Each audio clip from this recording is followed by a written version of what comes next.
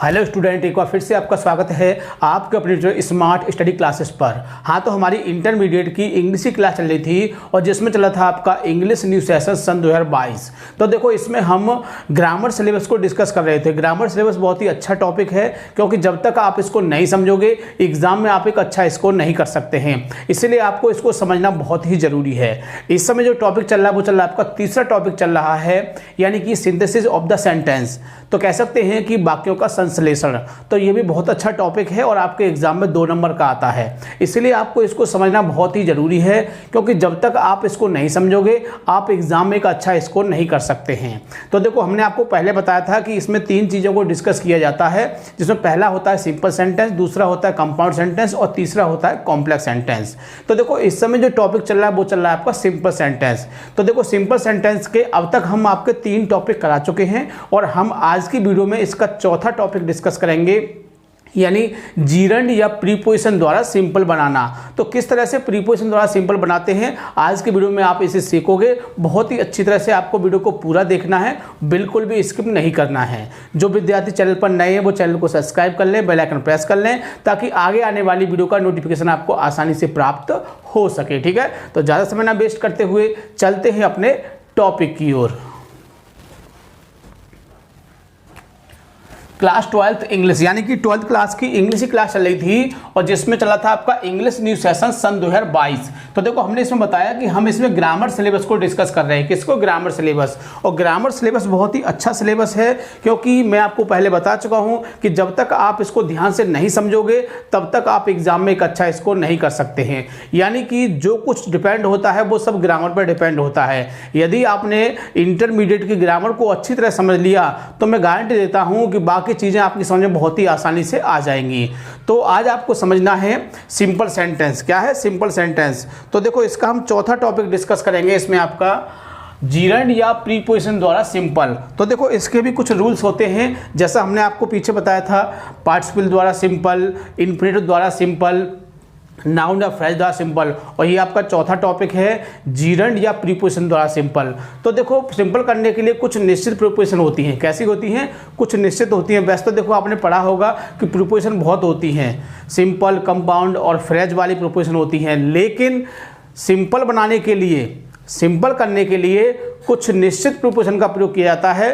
तो उनको आपको ध्यान में रखना है। वो कौन कौन सी हैं मैंने यहाँ पर इंडिकेट कर दिया है। एक बार मैं आपको उनको बताऊंगा और फिर बताऊंगा कि प्रीपोजिशन द्वारा सिंपल कैसे बनाते हैं। ठीक है, तो देखिए, सबसे पहला देख लेते हैं प्रीपोजिशन द्वारा सिंपल बनाने के कुछ निश्चित शब्द, यानी कुछ निश्चित प्रीपोजिशन हैं। तो इनको आपको ध्यान से रखना है, अपने ध्यान से माइंड में रखना है कि ये कुछ आपकी 5-6 प्रीपोजिशन है जिनको आपको याद रखना है। बस इनसे ही आपका सिंपल बनता है। वैसे तो हम आपको बता चुके हैं कि बहुत सारी प्रीपोजिशन है, लेकिन आपको सिर्फ इनको ही याद रखना है। जिसमें सबसे पहला वर्ड है आपका विद। क्या है? विद। और विद किसके लिए आता है? बीमारी के लिए। तो ये बात आपको याद रखनी है कि विद किसके लिए आता है? बीमारी के लिए। अब कैसे आता है ये हम आपको रूल के माध्यम से बताएंगे, समझाएंगे, ताकि आप ठीक से इसको समझ सकें। आगे दूसरा वर्ड है फॉर। फॉर आता है पैसों के लिए। किसके लिए आता है? पैसों के लिए। तो आपको याद रखना है कि बीमारी के लिए विद आता है, पैसों के लिए फॉर आता है। आगे चलते हैं आफ्टर। आफ्टर या फिर ऑन। तो आफ्टर में से होता है बाद और ऑन में से होता है पर। तो ये 2 वर्ड भी आपके क्या हैं? इनके द्वारा भी क्या बनता है? सिंपल बनता है। तो ये बातें कुछ याद रखनी है। शुरू में आते हैं तो इनको कहाँ लगाते हैं? हम शुरू में लगाते हैं। किसको? आफ्टर को। और ऑन को कहाँ लगाते हैं? शुरू में लगाते हैं। इसके बाद आता है आपका वर्ब में आईएनजी। और क्या करते हैं इसमें? वर्ब में आईएनजी का प्रयोग करते हैं। ठीक, अगला वर्ड है आपका बिफोर। क्या है? बिफोर। और बिफोर में क्या होता है? पहले। क्या होता है? पहले। अब पहले होता है। अब इसका सिंपल कैसे बनता है? दोनों वाक्यों के बीच में लगाते हैं, यानी कि बिफोर का प्रयोग कहाँ होगा? दोनों वाक्यों के बीच में होगा। थोड़ी सी बात और याद रखनी है, तथा दूसरे वाक्य के सब्जेक्ट को हटाकर बाद में लगाते हैं, और दूसरे वाक्य का जो सब्जेक्ट होता है उसको उठाकर लगाते हैं, बाद में लगाते हैं। ठीक, इसके बाद अगला वर्ड है इन स्पाइट ऑफ। क्या है? इन स्पाइट ऑफ, के बावजूद। किस अर्थ में आता है ये? के बावजूद। न करने पर, न होने पर, ये भी दोनों इसके ही अर्थ हैं। इसके बाद नॉट को नहीं हटाते हैं, यानी कि जब इसका सिंपल करते हैं तो नॉट को नहीं हटाते हैं। ठीक, आगे वर्ब में आईएनजी लगाते हैं, तथा पहले वाक्य को सब्जेक्ट पहले वाक्य सब्जेक्ट को हटा देते हैं। ठीक है, तो इन बातों को याद रखना है। यदि ये बातें आपके माइंड में रहेंगी तो मैं गारंटी देता हूं कि बहुत ही आसानी से आप प्रीपोजिशन द्वारा सिंपल बना सकते हैं। ठीक है, तो चलते हैं, देखते हैं इसके रूल और फिर इसके बाद एग्जाम्पल के द्वारा इसको समझते हैं। तो रूल नंबर फर्स्ट, तो कह सकते हैं कि इसमें भी दो अलग अलग वाक्य दिए होते हैं, दो अलग अलग वाक्य दिए होते हैं।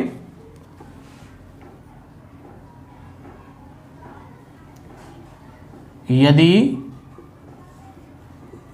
किसी वाक्य में बीमारी दी हो तो, यदि किसी वाक्य में क्या है, कोई बीमारी दी हो तो उसके अन्य वाक्य को, उसके जो दूसरा वाक्य अन्य वाक्य होता है, अन्य वाक्य को जैसा का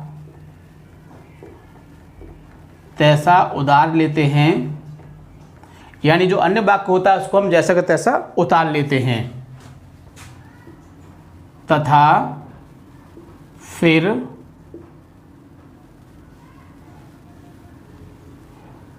अगले वाक्य से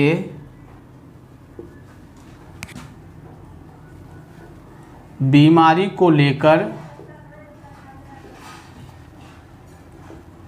विद के द्वारा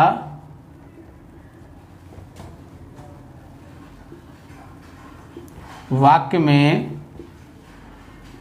जोड़ने पर सिंपल बन जाता है। तो देखो ये छोटी सी बात है, इसको आपको याद रखना है। यानी आपको क्या देखना है, आपको देखना है कि किसी वाक्य में बीमारी दी हुई है या नहीं हुई है। देखिए, तो किसी वाक्य में बीमारी दी हुई है तो क्या करेंगे, उस जो अगला वाक्य है उसको उतार लेंगे पहले, और उस वाक्य में से बीमारी को लेके विद के द्वारा क्या करेंगे, उस वाक्य में जोड़ देंगे और आपका सिंपल बन जाएगा। तो एग्जाम्पल देख लेते हैं ताकि अच्छी तरह समझ में आ सके। तो my mother is ill,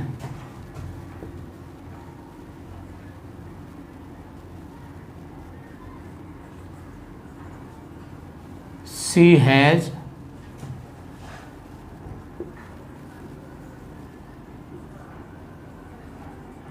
high fever. यानी दो वाक्य दिए हुए हैं, जो हमने बात बताई वो आपको पता होगी कि इसमें दो वाक्य दिए होते हैं। तो पहला वाक्य है माई मदर इज इल, मेरी माताजी बीमार हैं। सी हैज़ हाई फीवर, उन्हें तेज बुखार है। क्या है, उन्हें तेज बुखार है। तो हमको बीमारी दिखाई दे रही है, ये रही यहाँ पर। ठीक है, बीमारी दिखाई दे रही है यहाँ पर है। अब क्या करना है, हमको जो दूसरा वाक्य है उसको उतार लेंगे। तो क्या करना है, हमें इसका सिंबल करना है। ये बात तो आपको पहले से पता होगी। तो बनाते हैं इसका simple, my mother is ill. अब क्या करेंगे, विद लगा देंगे इसमें और उस बीमारी को ले लेंगे, विद हाई फीवर। बताओ, बहुत ही आसानी से सिंपल हो गया, नहीं हो गया?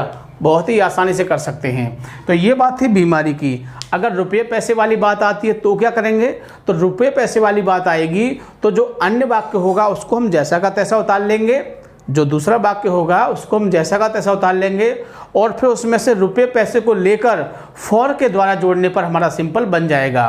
तो रुपये पैसों के वाक्य को भी देख लेते हैं।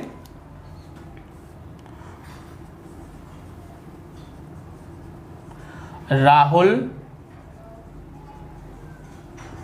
बॉट ए पेन, यानी राहुल ने एक पेन खरीदा। He gave 5 rupees for it। तो देखो इसमें क्या है, पेन खरीदा है और ये आ गई आपकी रुपये वाली बात आ गई। आगे नहीं आगे रुपये वाली बात, तो हमें यही देखना है किसी वाक्य में क्या होगा, रुपये पैसे वाली बात आ जाएगी, यानी कि ये 5 रुपीज़। अब क्या करते हैं, हमने बताया था कि जो पहला वाक्य है उसको तो हम जैसा का तैसा उतार लेंगे। राहुल बॉट ए पेन, और फिर क्या लगाएंगे, फॉर लगा देंगे इसमें, और इसको हम जो रुपये पैसे हैं इसमें लिख देंगे 5 रुपीज़ फॉर इट। बताओ, बहुत ही आसानी से सिंपल कर सकते हैं। आगे तीसरा एग्जांपल देख लेते हैं, इसी टाइप का है आपका। द टीचर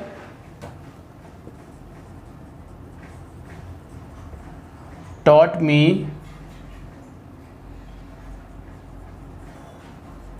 English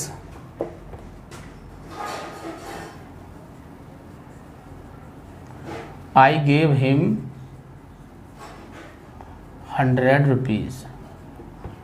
इसका भी हम क्या करना है, सिंपल करना है। तो देखो इसमें वही रुपये पैसे वाली बात आ गई, तो क्या करेंगे, पहले वाक्य को सेम उतार लेंगे। The teacher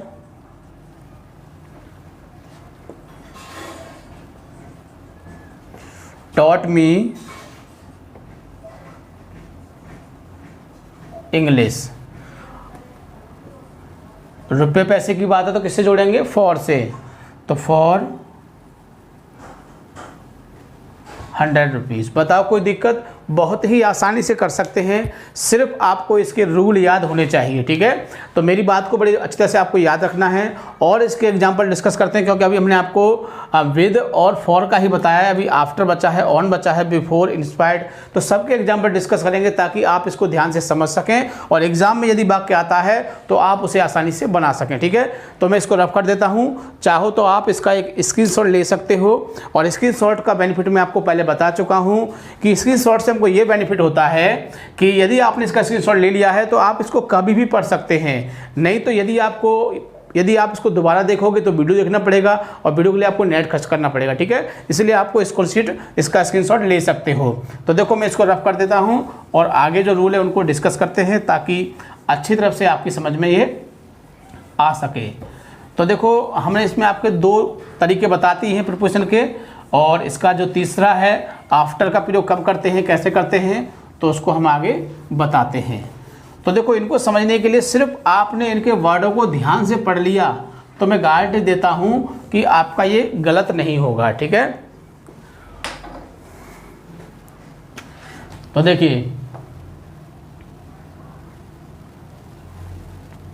the hunter killed a fox, यानी शिकारी ने किसको मारा, एक फॉक्स को मारा। दूसरा वाक्य,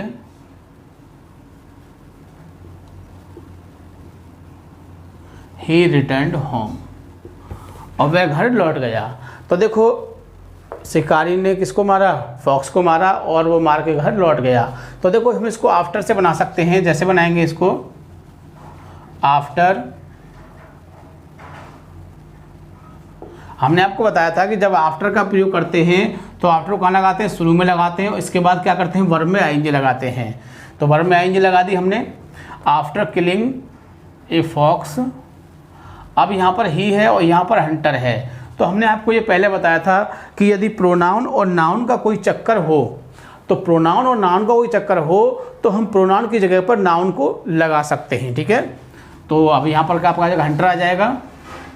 द हंटर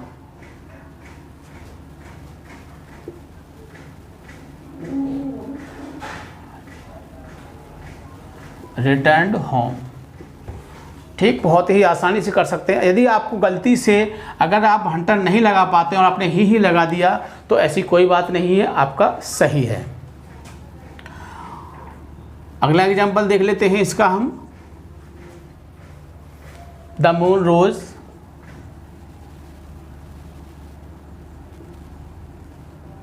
और दूसरा वाक्य है his work was not ended.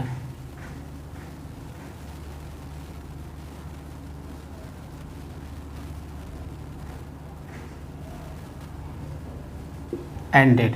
तो देखो हमने बताया था द मून सूर्य निकला। अब हम इसमें बिफोर का प्रयोग करते हैं, तो बिफोर कहाँ लगाते हैं, दोनों वाक्यों के बीच में लगाते हैं। तो बनाते हैं इसको बिफोर से,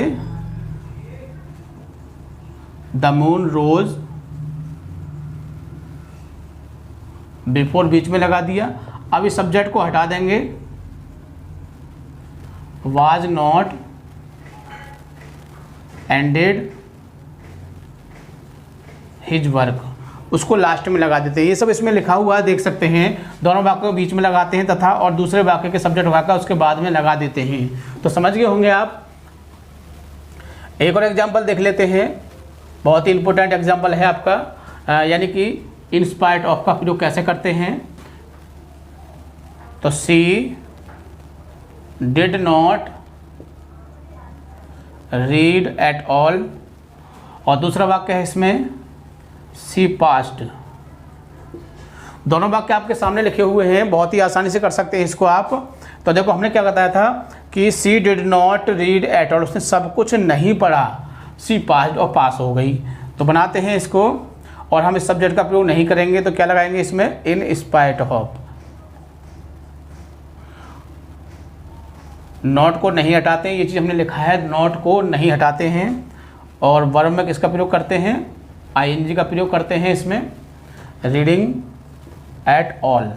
और इसमें से फिर क्या करते हैं, फिर दूसरे वाक्य को इसमें से जोड़ देंगे, तो हो जाएगा आपका सी पास्ट। बताओ कोई दिक्कत, बिल्कुल भी दिक्कत नहीं होगी। सिर्फ आपको जो मैंने आपको रूल बताया था उसको याद रखना है, और जो मैंने ये प्रीपोजिशन के साथ में सब कुछ लिखा हुआ है इन बातों को याद रखना है। तो 2-3 बातों को बहुत ही अच्छी तरह से आपको याद रखना है। और अक्सर एग्जाम में प्रीपोजिशन के वाक्य आ जाते हैं, बड़ी दिक्कत होती है, विद्यार्थी गलत कर देते हैं। इसलिए आपको बहुत ही आसानी से इसको याद करना है, बहुत ही बढ़िया तरह से याद करना है कि जैसे ही आपको एग्ज़ाम में दिखाई दे आप इसको ठीक से कर सकें। क्योंकि इसमें कुछ नहीं करना होता है, सब कुछ आपको एग्ज़ाम में दिया होता है। एक बार फिर बता देता हूँ, बताओ क्या है इसमें, ये सब आपको कहाँ दिया होगा, एग्ज़ाम में दिया होगा। और क्या करना है, ये इसमें आपको थोड़ा जोड़ना है, घटाना है, बस इसी के आपको 2 नंबर मिलते हैं। इसलिए ये नंबर बहुत ही ईजी होते हैं, सिर्फ आपको थोड़ा ध्यान रखना है बढ़िया तरह से, ठीक है। तो वीडियो को पूरा देखना है, और सबसे खास बात, वीडियो को लाइक ऐसे करना नहीं भूलना है, ठीक है। Thank you. जय हिंद, जय भारत।